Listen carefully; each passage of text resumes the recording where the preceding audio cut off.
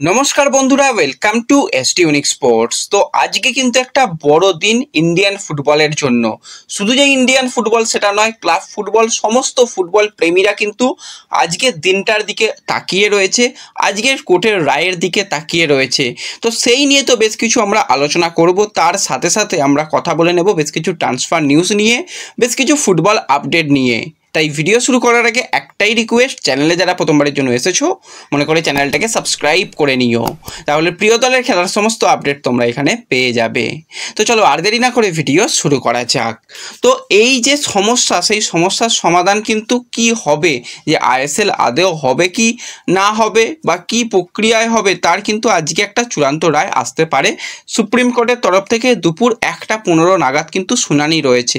এবার আগের শুনানির দিনও কিন্তু আমরা দেখার ব্যবস্থা করে দিয়েছিলাম, আজকেও আশা করছি তোমরা পুরো শুনানিটা দেখতে পাবে আমাদের সোশ্যাল মিডিয়া পেজে যারা জয়েন রয়েছো। আর যারা এখনও জয়েন হওনি, ডেসক্রিপশন বক্স এবং পিন কমেন্টে Telegram channel, WhatsApp channel, Facebook পেজে জয়েন হয়ে যাও। সেখানে কিন্তু পুরোপুরি শুনানিতে কি হচ্ছে সেটা কিন্তু আমরা সবাই মিলে দেখতে পাবো।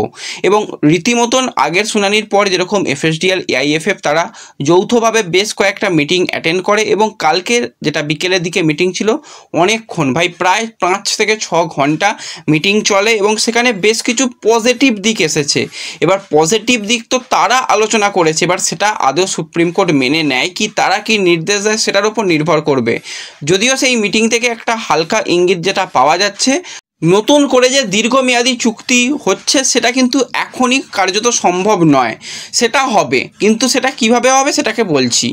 এবার দেখো, প্রথম হচ্ছে আগে এই সিজনটাকে যাতে কন্টিনিউ করা যায়, কারণ সিজন শুরু হয় আমাদের এখানে মোটামুটি সেপ্টেম্বরে এবং সেটা এপ্রিল পর্যন্ত চলে। তো সেপ্টেম্বরে তো সিজন শুরু হচ্ছে না, শুরু হতে হতে অক্টোবর কিংবা নভেম্বরেও চলে যেতে পারে। তো ঠিক আছে, কোনো রকম ব্যাপার নেই, হয়তো বেশ কিছু ডবল হেডার ম্যাচ সংখ্যা অনেক বেশি দেখতে পাবো, এবং পুরো সপ্তাহ জুড়েই হয়তো খেলা হবে, যেটা আগে পুরো সপ্তাহ জুড়ে খেলা হতো না, মাঝখানে ছোটো ছোটো করে রেস্ট দেওয়া হতো, সেটা হবে না। যা হোক করে কিন্তু একটা অনেক কঠিনভাবেই কিন্তু শিডিউল তৈরি করে খেলানো হবে। এবার তার জন্য একটা চুক্তি দরকার, শর্ট টার্ম একটা ডিল হবে, সেটা 6 মাসের একটা ছোট চুক্তি হবে। সেখানে 12.5 কোটি টাকা কিন্তু এফএসডিএল তারা এআইএফএফকে দিয়ে যেরকমভাবে চুক্তিটা হচ্ছে সেটা শর্ট টার্ম করে এই ডিলটা কমপ্লিট করা হবে। কিন্তু এফএসডিএল তারা চাইছে না যে শর্ট টার্ম কন্ট্রাক্ট করতে, তারা চাইছে লং টার্ম কন্ট্রাক্ট করতে। এইভাবেই কন্ট্রাক্টটা হবে, যে এই বছরের কন্ট্রাক্টটা তো হয়ে গেল, আমরা অন্তত 5 থেকে 10 বছরের একটা নতুন চুক্তি চাই। কিন্তু এআইএফএফের এই যে কমিটি, তারা তো নতুন করে চুক্তিও আবার করতে পারবে না। তো সেক্ষেত্রে এমনভাবেই কোর্টের কাছে আজকে তারাও জিনিসগুলো পেশ করবে যে আমরা ঠিক এই প্রসেসে থাকবো, এবং আমরাই যেন পরবর্তী সময় এই এফএসডিএল তারাই কিন্তু পরবর্তী সময়ে যেন আমরা এই ইন্ডিয়ান ফুটবলে যেটা লিগ চলছে, টপ টায়ার লিগ, সেটাকে কন্ট্রোল করতে পারি। সেটা যে কমিটি এআইএফএফের আসুক না কেন সেইভাবে। তো এই নিয়ে বেশ জটিল ব্যাপার রয়েছে, সব কিছু কিন্তু আজকে সমাধান যদি নাও হয়ে যায়, অন্তত আমরা সমস্ত ফুটবল প্রেমীরা এটাই চাই যে একটা সমাধান বেরিয়ে আসুক, যাতে ফুটবলটা ফিরে আসুক। ফুটবল বন্ধ হয়ে যাওয়ার দরুন প্রচুর মানুষ সমস্যায় পড়েছে। যে সমস্ত প্লেয়ার যাদের রুজিরুটি এই ফুটবল, তারা ভাই স্যালারি পাচ্ছে না, কোচ, কোচিং স্টাফ সমস্ত কিছুর সবার কিন্তু স্যালারি বন্ধ করে দিয়েছে। বেশ কিছু ক্লাব তোমরা জানো, ওড়িশা, চেন্নাইন এফসি, বেঙ্গালুরু এফসির মতন দল, তারা তাদের যে ফুটবল অপারেশন বন্ধ রেখেছে। কতটা খারাপ বিজ্ঞাপন বলো তো। আর এই কমিটি এসে মানে কি করেছে, ক্রেডিট কার্ড দিয়ে নিজের পার্সোনালি জুতো কিনেছে, মানে কি বলবো, আর কিছু বলার নেই। মানে সব কিছু শেষ করে দিয়েছে। কেন আমাদের ফিফা র্যাঙ্কিং 150 ছুঁই অনেক ভিতরে ব্যাপার রয়েছে, সে সমস্ত ব্যাপার বেরিয়ে আসবে সামনে, অবশ্যই সত্যের জয় হবেই, সেইটা শুধু সময়ের অপেক্ষা।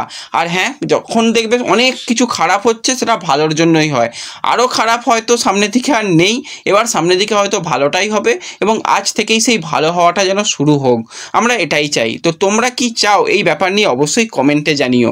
এবং শুধু যে আমরা এটা চাইছি সেটা নয়, সঙ্গে বিদেশিরাও কিন্তু আজকের দিকে নজর রেখেছে। বিশেষত আমার খুবই পছন্দের একজন বিদেশি প্লেয়ার, এবং অনেকেরই হয়তো পছন্দের বিদেশি প্লেয়ার হবে, স্প্যানিশ প্লেয়ার তিরি, যে কিন্তু মুম্বাই সিটি এফসির সঙ্গে এখনও একটা সিজন কন্ট্রাক্টেড রয়েছে। সে আইএসএল এর জন্য অপেক্ষা করছে, রীতিমতন একা একা প্র্যাকটিস করছে, নিজস্ব সোশ্যাল মিডিয়ায় জানাচ্ছে যে একা প্র্যাকটিস আর ভালো লাগছে না, ইন্ডিয়ান ফুটবল ফিরে আসুক।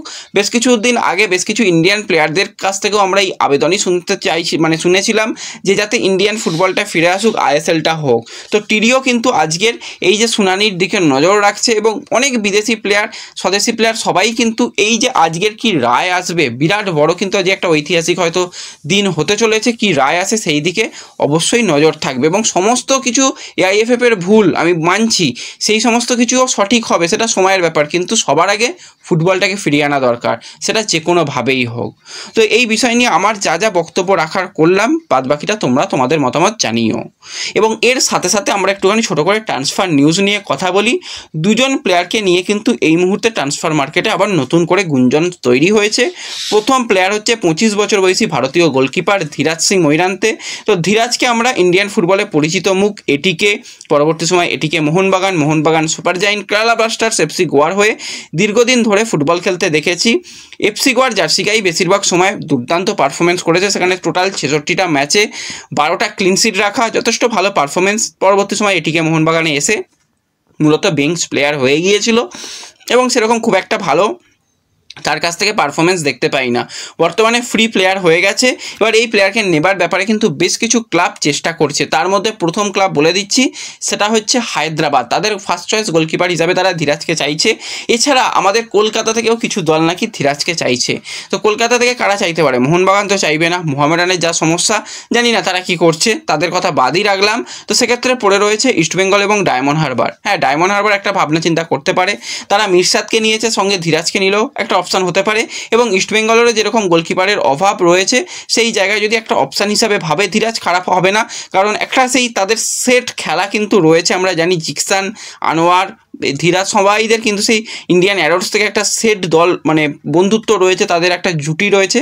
এটাও হতে পারে, জানি না এখনও ইস্টবেঙ্গলের নজর রয়েছে কি, কিন্তু কলকাতা থেকে ইন্টারেস্ট রয়েছে বলেই শোনা যাচ্ছে, সেটুকুই তোমাদের সঙ্গে শেয়ার করলাম। এবং এর সাথে সাথে আরও একজন ইন্ডিয়ান প্লেয়ার, মিডফিল্ড পজিশনের প্লেয়ার, খুবই ভালো পারফরমেন্স নর্থ ইস্টের জার্সি গায়ে দিয়েছিল, 30 বছর বয়সী ডিফেন্সিভ মিডফিল্ড পজিশনের প্লেয়ার ফাল্গুনি সিং, যে কিন্তু বর্তমানে উইদাউট ক্লাব রয়েছে। ক্লাব ক্যারিয়ারে শ্রীনিধির হয়ে তার দারুণ খেলার অভিজ্ঞতা রয়েছে, সেখানে 1টা গোল 7টা অ্যাসিস্ট রয়েছে। ট্রাওয়ের হয়ে 34 ম্যাচে 4টে গোল 2টো অ্যাসিস্ট, এবং নর্থ ইস্টের হয়ে 34 ম্যাচে 5টা গোল 1টা অ্যাসিস্ট। দুর্দান্ত প্লেয়ার এবং প্রচুর পরিশ্রমী প্লেয়ার, ভার্সেটাইল প্লেয়ার বলতেই হয় এই ফাল্গুনি সিংকে। তো ফাল্গুনির দিকেও কিন্তু বেশ কিছু ক্লাব নজর রেখেছে, তার মধ্যে ডেফিনেটলি হায়দ্রাবাদ, তারা চাইছে, তারা আগে জয়েস রানেকে চেয়েছিল কিন্তু সেটা সম্ভব হয়নি, তো সেই জায়গায় তারা ফাল্গুনিকে চাইছে। তো দেখা যাক শেষ পর্যন্ত ফাল্গুনি কোন জায়গায় ডিল ডান করে, সেই দিকেও আমাদের নজর থাকবে। ফ্রি প্লেয়ার রয়েছে, পরবর্তী সময় ট্রান্সফার মার্কেট ক্লোজ হয়ে গেলেও তার সাইন করতে কোনো রকম অসুবিধা হবে না। তো ব্যাস এই ভিডিওতে এই কয়েকটাই ছোট্ট আপডেট তোমাদের সঙ্গে শেয়ার করা ছিল। ভিডিও ভালো লাগলে লাইক শেয়ার করে দিও, চ্যানেলে প্রথমবারের জন্য এলে সাবস্ক্রাইব করে নিও। দেখা হবে পরবর্তী ভিডিওতে, ধন্যবাদ।